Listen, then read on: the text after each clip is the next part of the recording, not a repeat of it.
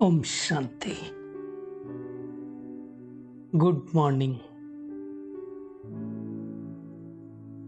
साकार मुरली 25 अगस्त 2021।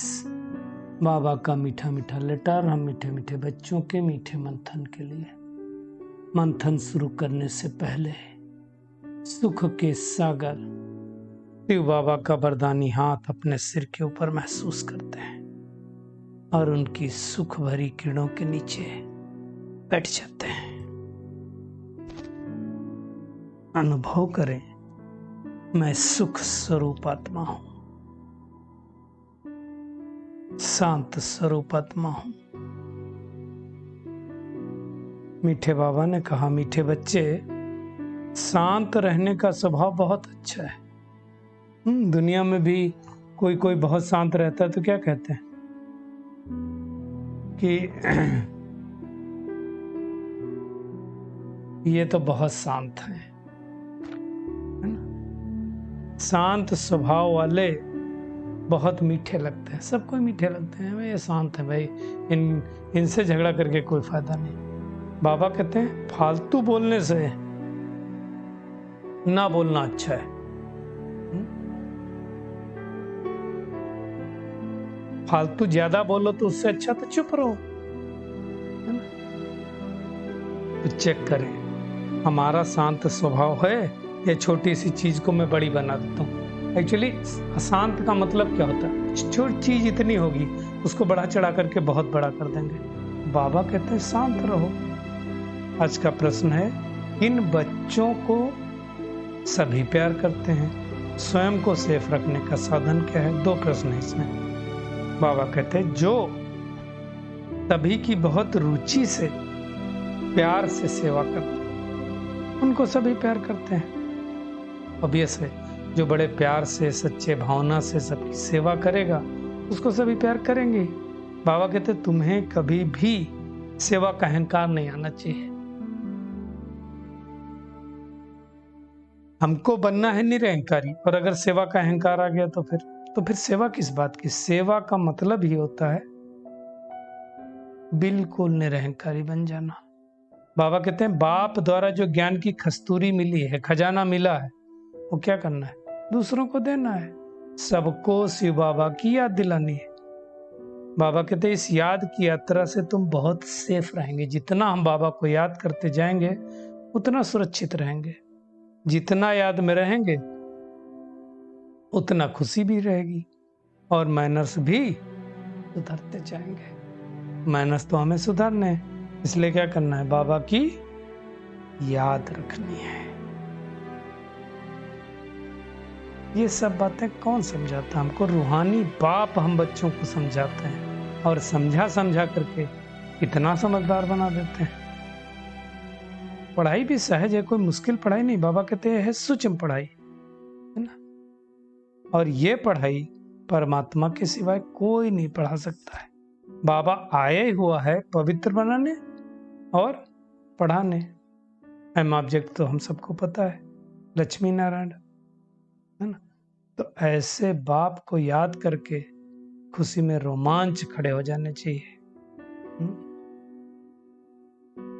बाबा कहते दिन प्रतिदिन तुमको यही संकल्प चलना चाहिए कि हमको शांति में जाना है। तो धीरे धीरे क्या है, बोलचाल भी कम करना पड़ेगा। बाबा कहते बड़े आदमी जास्ती नहीं बोलते हैं और न जोर से बोलते हैं। तुम बहुत बड़े आदमी बनते हो। बाबा कहते वास्तव में आदमी नहीं बनते, क्या बनते हो? देवता बनते हो। देवताओं का बोलना भी थोड़ा कम बोलना, थोड़ा बोलना, मीठा बोलना। बाबा कहते हैं तुमको भी जब देवता बनना है तो टाकी से बदल साइलेंस में रहने का अभ्यास करो। कम से कम बोलो, जितना बोलने में तुम्हारा काम चल जाए उतना ही बोलो। अगर कोई शांति में रहता है तो क्या कहते हैं? भाई इनको अपने ऊपर बड़ा टेंशन है। और जब हमको जाना ही है शांति धाम में तो बहुत आहिस्ते आहिस्ते धीमे धीमे बोलना है। और फिर ऐसा करते करते शांति धाम में चले जाएंगे। आज बाबा बार बार समझा रहे हैं, तुम जितना शांति में रहते हो उतना शांति के प्रकंपन फैलाते हो। आवाज से बाबा कहते बात करना अच्छा नहीं लगता, क्रोध भी अच्छा नहीं है। क्रोध तो किसको अच्छा लगेगा। तो अपनी चेकिंग करनी है, हम शांति में रहते हैं कि नहीं रहते हैं। विकार भी नहीं रखने हैं, कोई अपना देखना है, कोई विकार है तो उनको निकाल देना है। बाबा कहते हैं जो बात तुमको पसंद नहीं उन बातों से किनारा कर लेना चाहिए। हर बात में दैवी गुणों को धारण करना है। बाबा कहते हैं कि कोई अगर आवाज से बात भी करे तो उनको क्या बोलो, शांत हो जाओ, आवाज मत करो। सत्संग में तो शांति रहती है और मूल वतन तो है ही शांति धाम। तो मुख्य बात क्या है, टाकी से मूवी और मूवी से फिर साइलेंस में जाना है। टाकी क्या है, ये जहां हम अभी पार्ट बजा रहे हैं। मूवी क्या है, सूक्ष्मतम, जहां आवाज नहीं है, खाली इशारों की दुनिया। और परम धाम है जहां इशारा भी नहीं है, एकदम साइलेंस। तो बाबा कहते जो मिले सबको समझाते जाओ कि शांत रहो भाई, शांत रहना तो बहुत अच्छा है। फालतू बोलने से बाबा कहते ना बोलना अच्छा है। बाबा ने आज बहुत अच्छी तरह समझाया, तुम सच्चे सच्चे पैगंबर हो, तुमको सबके ऊपर कृपा करनी है। और जो कृपा करने वाले दूसरे को होंगे वो तो शांत रहेंगे। अशांति रह करके किसी के ऊपर कृपा नहीं करी जा सकती है। लौकिक बाप से तो धन मिलता है और बेहद के बाप से बेहद विश्व की बात सही मिलती है और हर 5000 वर्ष बाद मिलती है। तो मुख्य बात है, बाबा कहते बड़े प्यार से सबकी सेवा करनी है ना। याद की यात्रा में रहने से बाबा ने एक और बात बताई कि तुम सेफ भी बहुत रहेंगे, बहुत सुरक्षित भी रहेंगे, कैरेक्टर भी सुधरते जाएंगे। तो हर एक को अपने दिल पर हाथ रख करके पूछना है कि हमारा स्वभाव मीठा हुआ कि नहीं हुआ। किसी को नाराज करते तो नहीं और होते तो नहीं, दोनों बातें। ऐसा वातावरण ना हो जाए कि कोई नाराज हो जाए, तो उस वातावरण में जाओ तो क्या लगता है जैसे कर्फ्यू चल रहा है। बाबा कहते तुम इस सारे मैंडवा के चैतन्य सितारे हो। वो कोई सितारे वो कोई देवता नहीं होते। तुम बाबा कहते चैतन्य सितारे बनने वाले हो। तो कितनी अटेंशन हमको अपने ऊपर रखनी है, जो बाबा हमें योग बल से चमका रहा है। खुशी होनी चाहिए। बाबा कहते खुशी में उछाले मारते रहो, खिला हुआ चेहरा होना चाहिए। बाबा आज बच्चों को आशीर्वाद देते हैं, मीठे बच्चे शांत भव चिरंजीवी भव। देखो स्वयं भगवान हमको वरदान दे रहा है। तो बाबा का वरदानी हाथ अपने सिर पर महसूस करें और यही अनुभव करें, बाबा शांति भव चिरंजीवी भव का वरदान दे रहा है। दुनिया में नहीं, लोग कहते हैं आयुष्मान भव चिरंजीवी भव, लेकिन बाबा सच सच ये वरदान दे रहे हैं, एक ऐसी दुनिया का मालिक बना रहे हैं जहां कभी काल नहीं खाएगा।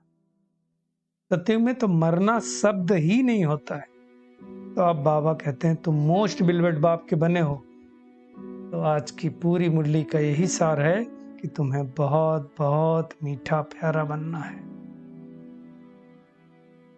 बाबा कितना प्यार से समझाते हैं, मीठे मीठे लाडले सिखले दे बच्चों, बाबा तो बहुत मीठा है, ऐसे मीठे तुम भी बनो।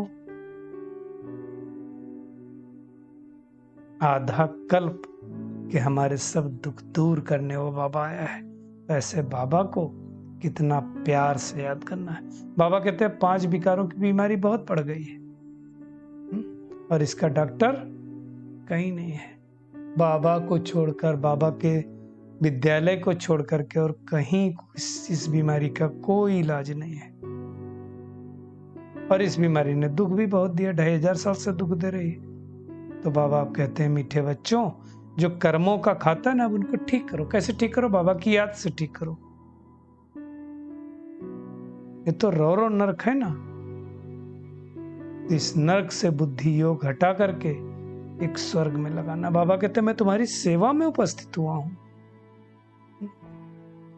सारी सृष्टि का कल्याण करने वाला एक बाबा को छोड़ के तो कोई है नहीं। बाबा कहते हैं भल हम मधुबन में तुम्हारे सामने बैठते हैं, लेकिन हमारी नजर सारे विश्व पर रहती है, क्योंकि भगवान तो सारे विश्व का कल्याणकारी है ना। सारे विश्व की आत्माओं को बाबा को निहाल करना है ना।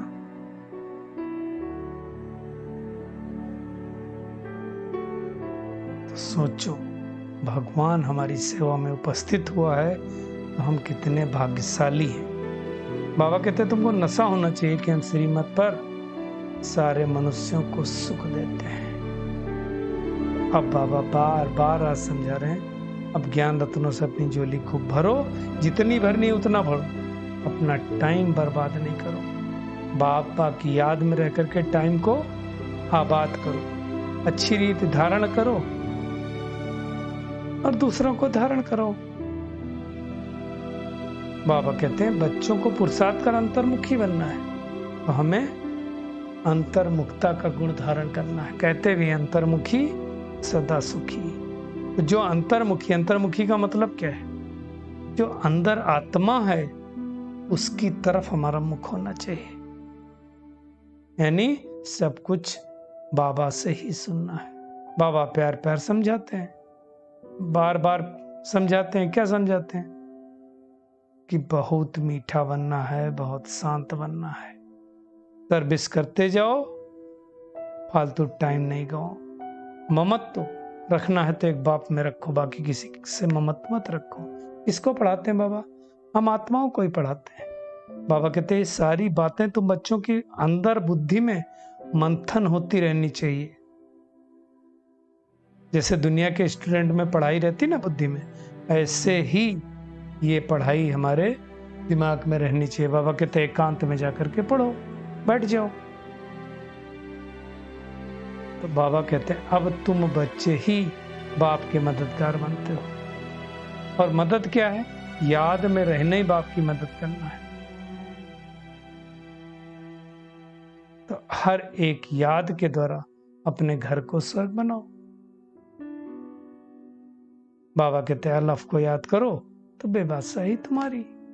और कुछ नहीं करना, सिर्फ आत्मा समझ करके बाबा को याद करेंगे तो रजाई मिल जाएगी। सबको पैगाम देते रहो, याद करो तो रजाई मिलेगी। तो आज सारा दिन क्या करना? एक तो अपनी चेकिंग करनी है कि कहीं हम अपना समय बर्बाद तो नहीं करते, और बहुत शांत स्वभाव रखना है ना। ये अमूल्य समय कहीं भी बर्बाद नहीं करना है। पुरुषार्थ कर अंतर्मुखी अर्थात सोल कॉन्शियसनेस होकर के रहना है। हम देवताएं बनने वाले हैं और इस समय ब्राह्मण हैं जो देवताओं से भी श्रेष्ठ हैं। तो ऐसे श्रेष्ठ भाव स्वभाव में स्थित होकर के कम से कम बोलना है, मीठा बोलना है। बाबा द्वारा जो अविनाशी ज्ञान रत्नों की लॉटरी मिली है उससे खुश रहना है और अनेक आत्माओं को खुशी का दान देना है। आज का बाबा का खूबसूरत वरदान है, साकार और निराकार बाप के साथ द्वारा हर संकल्प में विजयी बनने वाले सदा सफलता मूर्त भव। बाबा कहते जैसे निराकार आत्मा और साकार शरीर दोनों के संबंध से हर कार्य कर सकते। देखिए शरीर नहीं है तो आत्मा कुछ नहीं कर सकती, और आत्मा नहीं तो शरीर भी कुछ नहीं कर सकता। तो दोनों एक दूसरे के पुनरावृत्ति हैं। तो बाबा कहते हैं ऐसे ही निराकार और साकार बाप दोनों को साथ व सामने रखते हुए हर कर्म और संकल्प करो तो सफलता मूर्त बन जाएंगे। मतलब हमारा जो कर्म हो वो बाबा के कर्म से मिलान करो। इस परिस्थिति में बाबा क्या करता, क्या सोचता, वो करो। क्योंकि जब बाप दादा सम्मुख हैं तो जरूर उनसे वेरीफाई तो करवाओगे ही ना, फिर निश्चय और निर्भयता से कर सकेंगे। इससे समय और संकल्प की बचत होगी। कुछ भी बाबा कहते व्यर्थ नहीं जाएगा, हर कर्म स्वतः सफल होगा। तो चेकिंग करनी है अपनी। स्लोगन है, रूहानी स्नेह संपत्ति से भी अधिक मूल्यवान है। इसलिए बाबा कहते हैं मास्टर स्नेह के सागर बनो। फिर दादी जी की कुछ शिक्षाएं हैं, उनमें मुख्य शिक्षा है, बाबा कहते हैं सदा यही नशा रखो कि हम भगवान के नैनों के नूर हैं। भगवान के नैनों में छिप कर रहो। माया के आंधी तूफान स्थिति को हिला ही नहीं सकते हैं। सदा बाप की छत्र छाया के नीचे रहो तो बाबा रक्षक बन करके रक्षा करता रहेगा। चलिए परमात्मा कीड़ों के नीचे नीचे बैठ जाते हैं और अनुभव करें हम पद्मा पदम भाग्यशाली आत्मा है। हमें अब इस पुरुषोत्तम संगम युग में अपना स्वभाव बहुत मीठा बनाना है, अपना समय बर्बाद नहीं करना है, आबाद करना है। अंतर्मुखी बन करके सोल कॉन्शसनेस में स्थित होना है, एकदम शांत मृदुभाषी बनना है। हम देवताओं से भी श्रेष्ठ ब्राह्मण हैं, उस रूहानी नशे में रहना है। अविनाशी ज्ञान रतन जो हमको मिले हैं, अनेक आत्माओं का दान देना है। अब साकार और निराकार बाप से कोई भी संकल्प करने से पहले उनसे टैली करना है। शुक्रिया मीठे प्यारे बाप दादा, शुक्रिया आप सभी का इस मीठे मंथन के लिए। ओम शांति।